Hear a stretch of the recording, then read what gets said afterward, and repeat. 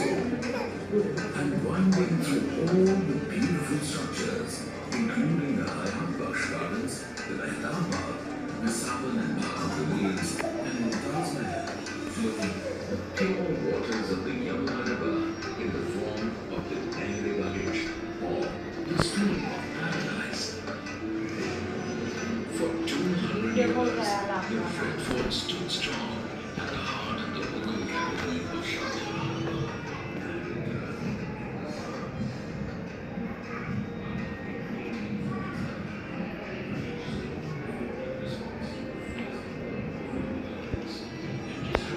किला मुबारक यानी लाल किले का उद्घाटन हुआ। 9 सालों की मेहनत, कारीगरी और इंतजार का हासिल था ये किला। 2 धुरियां किले को 3 भागों में विभाजित करती थी, जनता, मर्दाना और जनाना। रंगमहल से होते हुए बाजारों के मध्य से बाहर चांदनी चौक की ओर जाती हुई पूर्वी पश्चिमी धुरी जनाने को मर्दाने से अलग करती थी। उत्तरी दक्षिणी धुरी और पूर्वी पश्चिमी धुरी दीवान आम में एक दूसरे को परस्पर विभाजित करती थी। उत्तरी दक्षिणी धुरी शाही भवनों को सार्वजनिक स्थानों से अलग भी करती थी। कहा जाता है कि किले में शाही घराने के लिए कई बाजार थे। इनमें से सबसे आलीशान था छत्ता बाजार।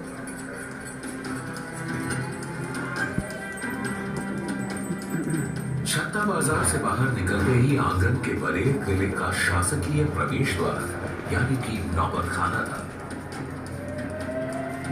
नौबत खाना से होते हुए दीवान आम के दरबार में प्रवेश किया जाता था।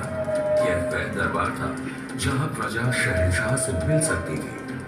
शासकीय समारोह और त्योहार भी यहां मनाए जाते थे। दीवान आम से आगे किले के सभी हिस्सों में शाही परिवार के अलावा किसी का भी प्रवेश वर्जित था।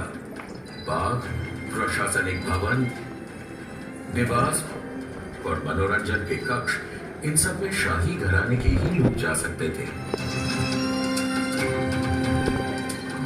दीवान आम के ठीक पीछे रंगमहल था।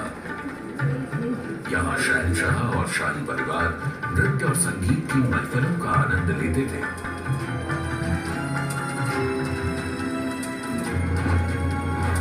रंगमहल के बाईं ओर खास महल था जो बादशाह के निजी आराम और मुलाकात का महल था। इसके आगे दीवान खास था। यहाँ शहंशाह अपने मंत्रियों से दरबार के मामलों पर परामर्श किया करते थे। और यही था हिंदुस्तान का प्रसिद्ध सिंहासन तख्ते ताऊस। सिंहासन के छत्र पर 2 मोर पक्षियों के बीच चढ़ा था दुनिया का सबसे नायाब हीरा और तख्ते ताऊस की शान कोहिनूर।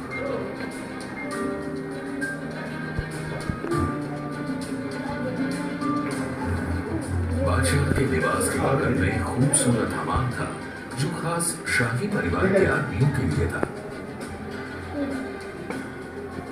पूरे लाल किले के खूबसूरत भवनों में और साथ ही हयात बख्श बाग, मेहताब बाग, सावन भादों और मुमताज महल में यमुना का बेहतरीन पानी नहर-ए-बहिश्त या स्वर्ग की धारा में बहता था।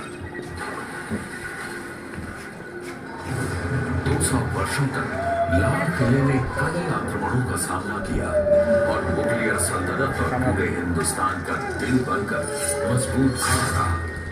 लेकिन 1857 में अंग्रेजों ने आजादी की पहली लड़ाई के जवाब में किले पर धावा बोल दिया। किले की लगभग 80% इमारतों को नष्ट कर दिया गया और उनकी जगह ले ली अंग्रेजों की बैरकों ने।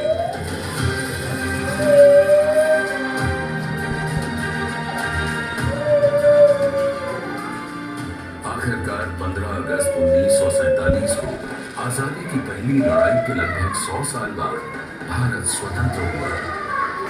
इस ऐतिहासिक अवसर पर लाल किले की प्राचीर से देश के प्रधानमंत्री ने पहली बार भारतीय तिरंगा फहराया। तब से आज तक हमारे देश की एकता का प्रतीक बनकर यह लाल किला